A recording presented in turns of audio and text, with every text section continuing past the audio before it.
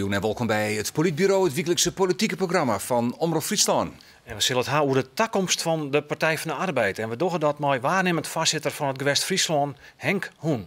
Bij de provinciale verkiezings van vorig jaar moest de Frieske PvdA zijn positie als grootste partij weer afstaan onder het CDA. Zelfs in het college van deputaire steden wie voor het eerst geen plak meer voor de partij. In steden als Ljouwert en het Jereveen hadden sociaaldemocraten traditioneel nog altijd een sterke positie. Landelijk zit de partij sterk onder druk. In de peilings schommelt de PvdA al een skoft om de 10 zitten hinnen. Wil ze nou 36 plakken in de Tweede Kamer hebben. Het is net voor het eerst dat de partij en partijleider Samsom de vraag krijgt of de koers linkser, reerder worden moet. Of dat de PvdA de aansluiting met het politieke midden houden moet. Ja, daar zullen we het door hebben. Maar Henk Hoen, welkom in het Politbureau. Eerst even naar Samsom. Hij heeft een kandidaat gesteld voor het listloeperskip. Is hij voor wat het gewest Friesland van de Partij van de Arbeid onbelangrijk de dreamkandidaat? Nou, wat de positie van het gewest in deze is, wij gaan net over de listloeker. Nee, maar je vindt er toch wel wat van? Ja, maar dat is op persoonlijke titel. Nou, wat vind je ervan? Ik vind het heel goed dat hij zich beschikbaar stelt had. Is hij een dreamkandidaat? Nou, dreamkandidaat, dat is ook wat de volle vinden, maar het toont wel lef. Maar waarom is hij het net? Nou, ik denk dat de berichten over Samson zelf, Jacques Mona zit er niet verlien aan mij begon, om aan te gaan dat er toch wel wat warmte in een fractie ontbreekt, dat daar wel een ding fout komt. Ja, dus eigenlijk zeg je dat er nog geen orde bij komt, Matt. Ik zou graag wel dat er meer komen. Zou als je een betere kandidaat wezen? Nou, beter, dat mag het dan nog maar uitwijzen. Nou ja, op een gegeven moment maar je stem jaren litten. Ja, maar ja, goed, maar dan wil ik wel graag jaren. Ja. Maar nogmaals, het toont wel lef hebben om te zeggen van, ik heb jou hier verantwoordelijkheid droegen onder moeilijke omstandigheden. Ik ga naar de kiezer, of naar de leden. Maar je moet natuurlijk ook zijn naar de partij. Ja. Samson ken ik zeggen van, ik heb jou hier fractievoorzitter geweest in de tijd dat de PvdA maar de VVD in het kabinet ziet. Dat wordt dus net in dank aan. Misschien is de partij beter al maar een frisse start en dus ik een fris oorpersoon. Dat zou ik kennen. Vind je ook dat ik? Nou, ik zou er wat horen naar. Ik denk toch dat wat de Partij van de Arbeid presteert had met de VVD. Ik heb zaterdag, toen ze begonnen, toen we er maandelijks 20.000 werklozen die erbij kwamen. Nu zijn er 20.000 mensen die aan het werk binnen. Dus kan ik zeggen dat ondanks het kabinet is dat zo, hè? Want het hier oors misschien nog veel meer mensen geweest die aan het werk binnen. Misschien. Ja, precies.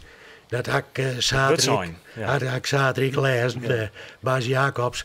Maar het is wel een hoog gehalte van achteraf weten we hoe het matten kan weer. Maar het probleem is natuurlijk dat de Partij van de Arbeid totaal niet lijkt te profiteren van het juichverhaal dat we Prinsjes daar gekregen hebben.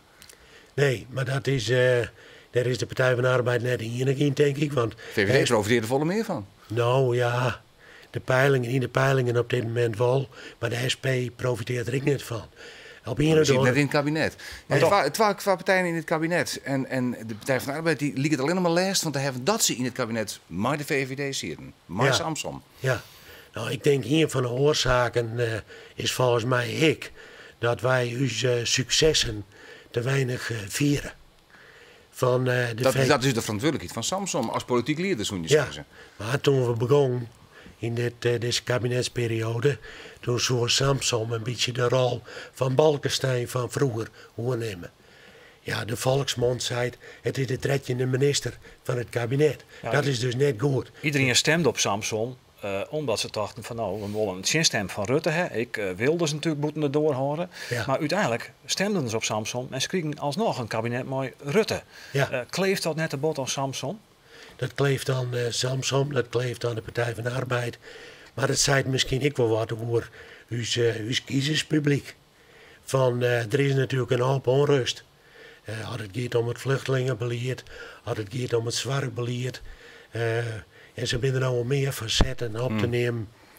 Ja, dat kleeft wel meer aan de Partij van de Arbeid dan aan de VVD. Maar de Partij van de Arbeid dan nou net zeggen van de komende verkiezingen, wij gaan nou een linksblok daar. Dus wij laten dit VVD gebeuren achter u, SP, GroenLinks, PvdA.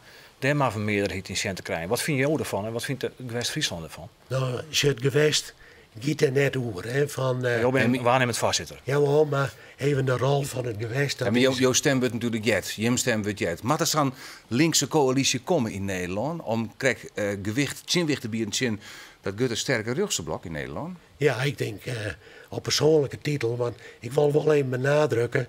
Als je het gewest dat staat voor de steden, voor het verkiezingsprogramma, we doen mij van waarde enzovoort, zwaar voor verbinding, opleiding. Maar we hebben nou, zaterdag hebben we het voorbeeld ervan aan, de ledendemocratie.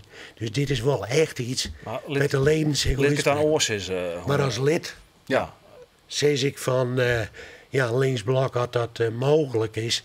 Ik zou daar een voorstander van wezen. De Partij van de Arbeid heeft grotere kansen, meer kansen om dan weer groter te worden. Meer Ja. invloed te hebben. En ik zie de ontwikkelingen van zo naar mijn eigen wereld, publieke omroep. Ik zie naar de zorg. Het is erg calculerend alle jaren. Bij VVD, PVV is denk ik de omroep het slachtoffer. En dat geldt misschien ook wel voor cultuur.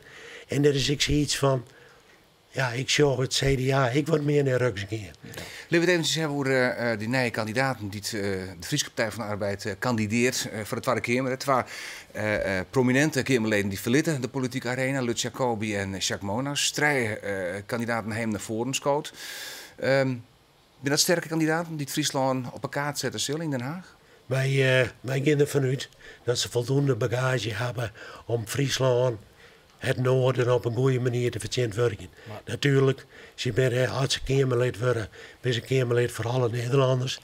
Maar jongen, de rol van bijvoorbeeld een Lutz, Jacques had het al eerder, Jacques Monas had al eerder het afscheid inleerd.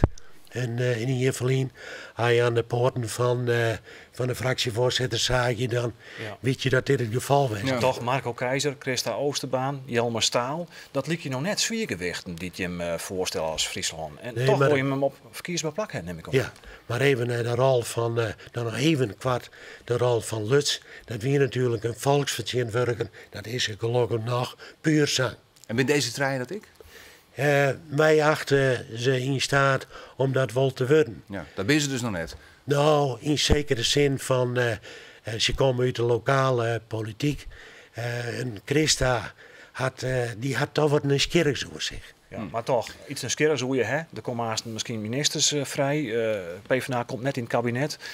Met een heel soort mensen op de lijst. Ja. Wil je dan in de Kamer komen, maar je bij de eerste het zien misschien wel staan. Slag het op manier van die treien? Hij houdt Nou. wel ontrunen? Ik heb wat meer hoop. Dat de mingeleren die zeggen dat alle partijen zitten zo rond de 2030. Maar wij wil jouw eerste Friese kandidaat, hè? Bij de eerste 20. Ja, want de vorige keer ging de Lutz Jacobi op 11. Ja. Jacques Monas op Joontje. Ja. Neem eens wat, tussen de 15 en 20. Ben je Tussen dan de 15 tevreden? en de 20. Is dat net viersten te beskiën? Nou, te beschikken van, ik merk natuurlijk van de druk, wat ze krijgen als schetswaar, van ministers, Kamerleden. Ja, daar kan je dus ik net omheen. Nee.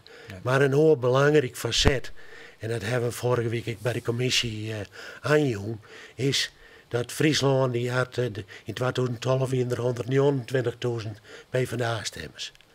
Voor de herkenbaarheid van die stemmers is het heel belangrijk dat wij mensen op een herkenbaar plak op een lijst weer omkrijgen. Ja, dus in elk geval Want genoeg nooit was twintig. het Bij de eerste 20, dat sowieso. Dan mag een Ja. 4 komen te staan. En lauwt zo mogelijk natuurlijk. Ja. Maar je Nou. moet ook een beetje realistisch wezen. Maar het is, je Christa, dat wil ik zeggen. Ze komt van Skilge, een jonge vrouw, stuurvrouw, had een brede interesse. Is dat jouw nummer 1? Nou, wij hebben geen nummer 1, 12, 3. Maar ik jou zou erop praten, ja, dan zou je hart wel een beetje stellen. Ik ben begonnen met te zeggen van Christa, dames gaan voor. Ja. Ze die, nogmaals, het had wat nieuwsgierigs in zich hoe zij opereert. Zij is ik het toonbeeld van in mijn eigen de zeevaart heel direct in haar En presentatie. stuurvrouw op schip. Nou, we zullen Sjen wat deze drie kandidaten doorgaan. We moeten eens even Sjen, hoe dus cartoonist Gerkel van Beek naar Samson zocht.